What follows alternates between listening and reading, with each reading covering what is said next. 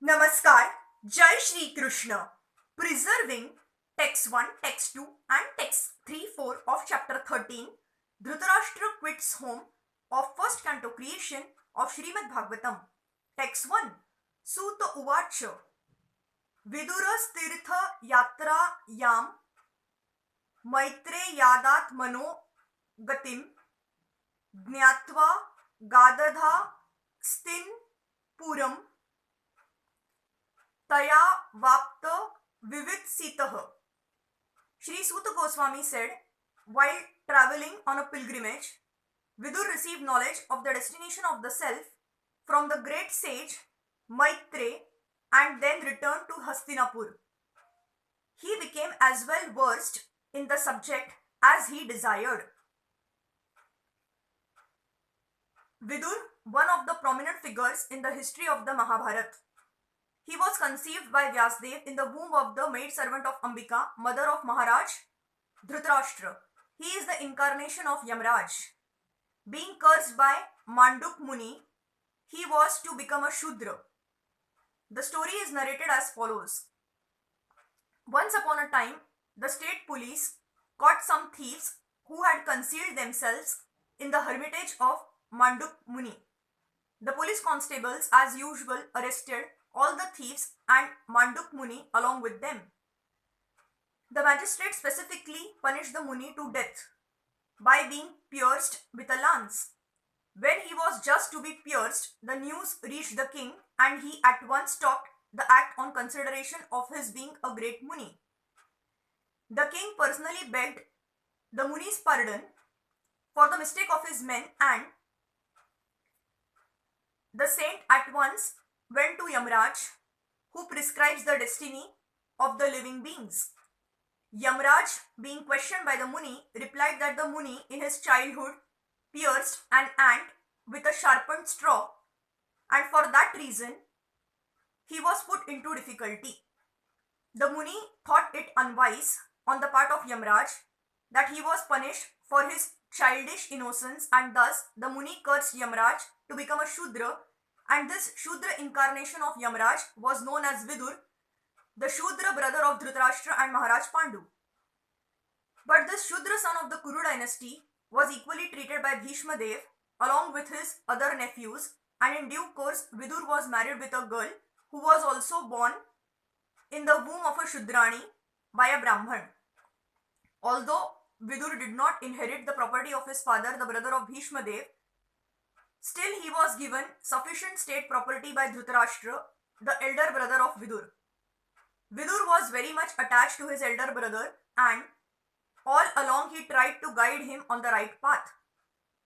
During the fratricidal war of Kurukshetra, Vidur repeatedly implored his elder brother to do justice to the sons of Pandu, but Duryodhan did not like such interference by his uncle, and thus he practically insulted Vidur. This resulted in Vidur's leaving home for pilgrimage and taking instructions from Maitre. Text 2. Yavataha krutvan prashnan kshatta kaushara vagrataha jataika bhaktir govinde tebhya sha chopar ram ha. After asking various questions and becoming established in the transcendental loving service of Lord Krishna, Vidur retired from putting questions to Maitre Muni. Vidur retired from putting questions before Maitre Muni when he was convinced by Maitre Rishi that the summum bonum of life is to be finally situated in the transcendental loving service of Lord Shri Krishna, who is Govinda, or one who satisfies his devotees in all respects. The conditioned soul, the living being in material existence, seeks happiness by employing his senses in the modes of materialism, but that cannot give him satisfaction. He then searches after the supreme truth by the empiric, philosophic, speculative method and intellectual feats. But if he does not find the ultimate goal, he again goes down to material activities and engages himself in various philanthropic and altruistic works which all fail to give him satisfaction. So neither fruitive activities nor dry philosophical speculation can give one satisfaction, because by nature a living being is the eternal servitor of the Supreme Lord Shri Krishna, and all the Vedic literatures give him direction towards that ultimate end. The Bhagavad Gita 15.15 confirms this statement.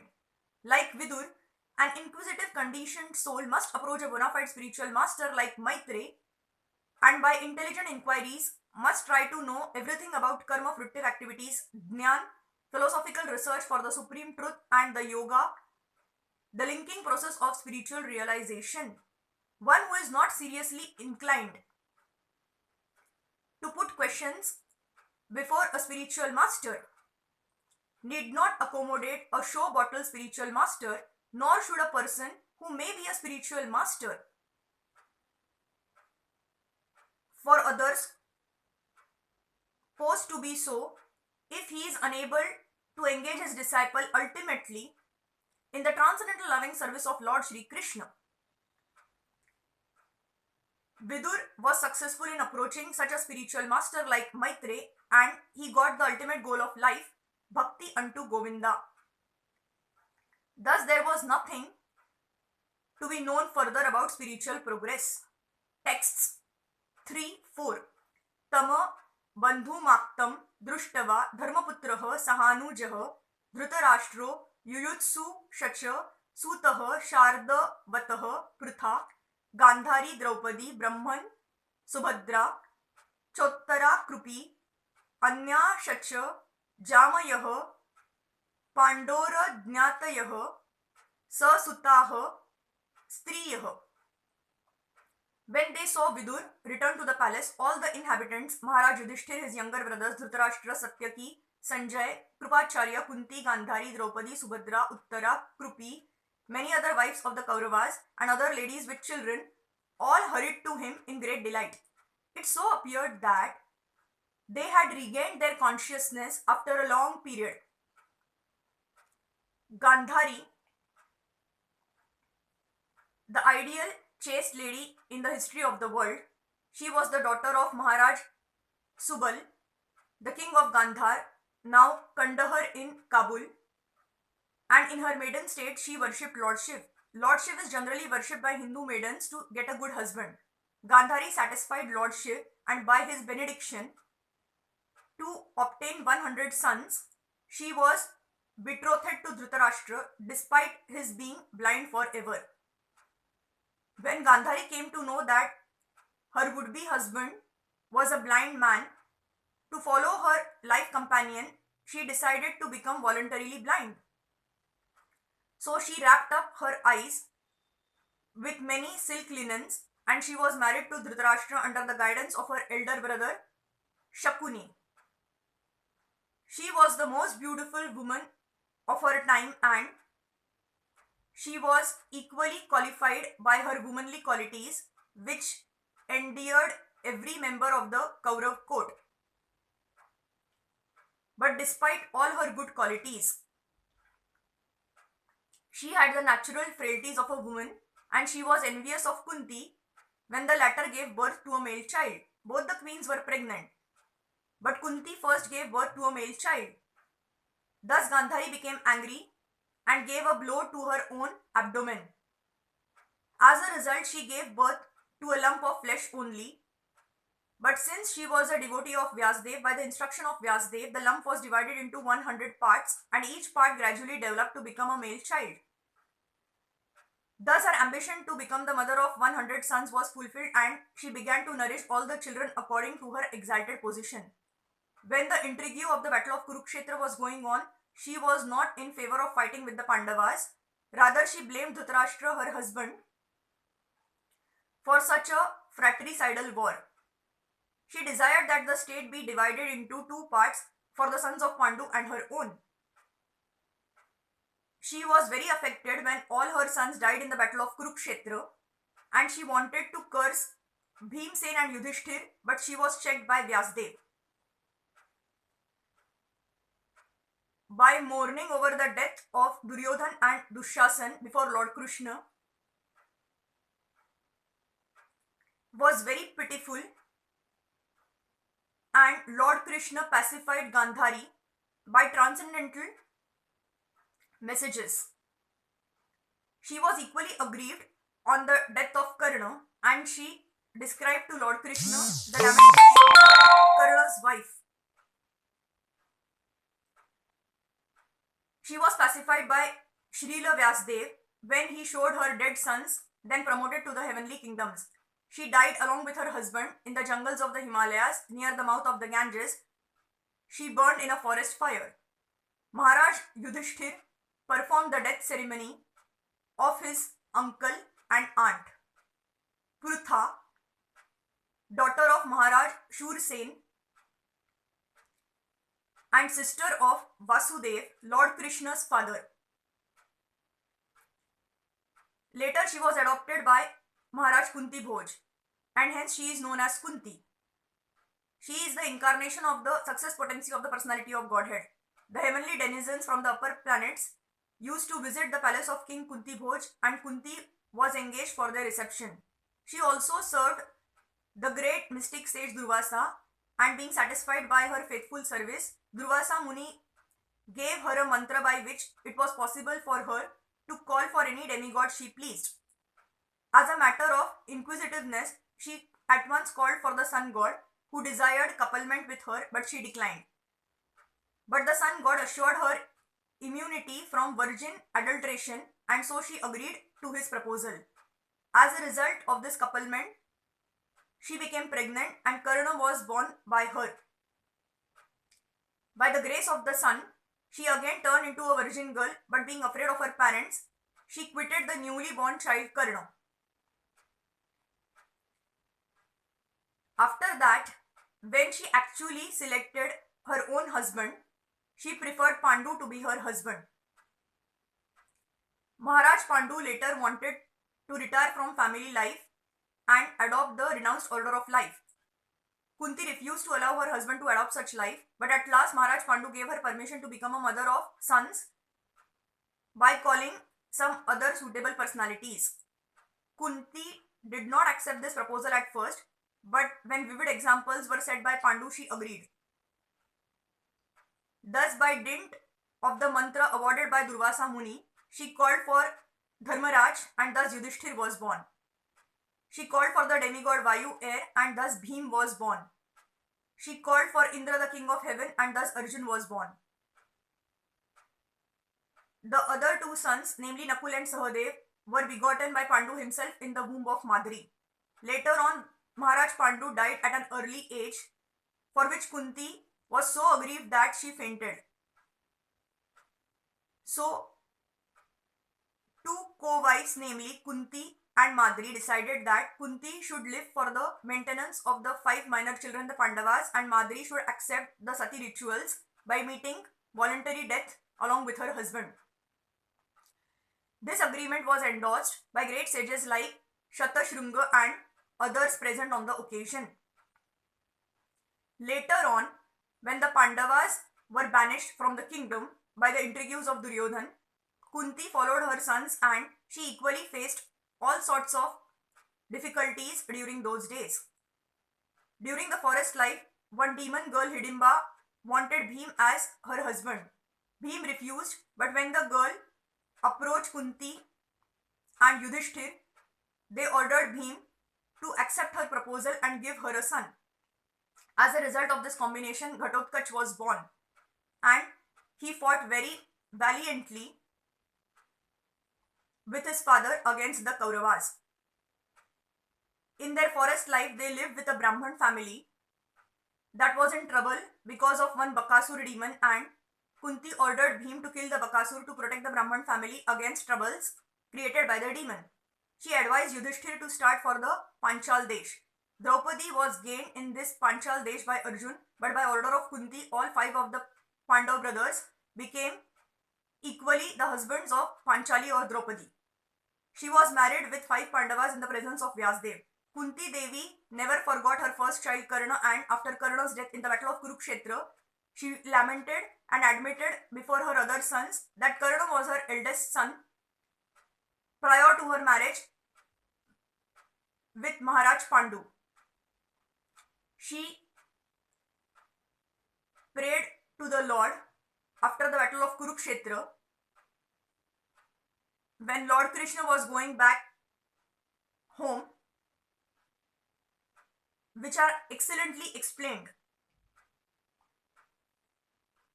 Later she went to the forest with Gandhari for severe penance. She used to take meals after each 30 days. She finally sat down in profound meditation and later burned to ashes in a forest fire. Draupadi, the most chaste daughter of Maharaj Drupad and partly an incarnation of goddess Shachi, the wife of Indra, Maharaj Drupad performed a great sacrifice under the superintendence of the sage Yaja. By his first offering, Dhrishtadyumna was born, and by the second offering, Draupadi was born. She is therefore the sister of Dhrishtadyumna, and she is also called Panchali. The 5 Pandavas married her as a common wife, and each of them begot a son in her. Maharaj Yudhishthir begot a son named Pratibhit. Bhimsen begot a son named Sutasom. Arjun begot Shruta Kirti. Nakul begot Shatanika. And Sahadev begot Shruta Karma. She is described as a most beautiful lady, equal to her mother-in-law Kunti. During her birth, there was an arrow message that she should be called Krishna. The same message also declared that she was born to kill many a Kshatriya. By dint of her blessings from Shankar, she was awarded 5 husbands, equally qualified. When she preferred to select her own husband, princes and kings were invited from all the countries of the world. She was married with 5 Pandavas during their exile in the forest. But when they went back home, Maharaj Drupad gave them immense wealth as a dowry. She was well received by all the daughters-in-law of Dhritarashtra. When she was lost in a gambling game, she was forcibly dragged into the assembly hall, and an attempt was made by Dushyasan to see her naked beauty, even though there were elderly persons like Bhishma and Drona present. She was a great devotee of Lord Krishna, and by her praying, the Lord himself became an unlimited garment to save her from the insult. A demon of the name Jatasur kidnapped her, but her second husband, Bhimsen, killed the demon and saved her. She saved the Pandavas from the curse of Maharshi Durvasa by the grace of Lord Krishna. When the Pandavas lived incognito in the palace of Virat, Kichak was attracted by her exquisite beauty, and by arrangement with Bhim, the devil was killed and she was saved. She was very much aggrieved when her 5 sons were killed by Ashwathama. At the last stage, she accompanied her husband Yudhishthir and others and fell on the way. The cause of her falling was explained by Yudhishthir, but when Yudhishthir entered the heavenly planet, he saw Draupadi gloriously present there as the goddess of fortune in the heavenly planet. Subhadra, daughter of Vasudev and sister of Lord Shri Krishna. She was not only a very dear daughter of Vasudev but also a very dear sister to both Krishna and Baldev. The 2 brothers and sister are represented in the famous Jagannath temple of Puri, and the temple is still visited by thousands of pilgrims daily. This temple is in remembrance of the Lord's visit at Kurukshetra during an occasion of solar eclipse and his subsequent meeting with the residents of Vrindavan. The meeting of Radha and Krishna on this occasion is a very pathetic story, and Lord Sri Chaitanya, in the ecstasy of Radharani, always pined for Lord Sri Krishna at Jagannath Puri. While Arjun was at Dwarka, he wanted to have Subhadra as his queen, and he expressed his desire to Lord Krishna. Shri Krishna knew that his elder brother Lord Baldev was arranging her marriage elsewhere, and since he did not dare to go against the arrangement of Baldev, he advised Arjun to kidnap Subhadra. So when all of them were on a pleasure trip on the Raivat hill, Arjun managed to kidnap Subhadra according to the plan of Shri Krishna. Shri Baldev was very angry at Arjun and he wanted to kill him, but Lord Krishna implored his brother to excuse Arjun. Then Subhadra was duly married with Arjun and Abhimanyu was born of Subhadra. At the premature death of Abhimanyu, Subhadra was very mortified, but on the birth of Parikshit, she was happy and solaced. Thank you.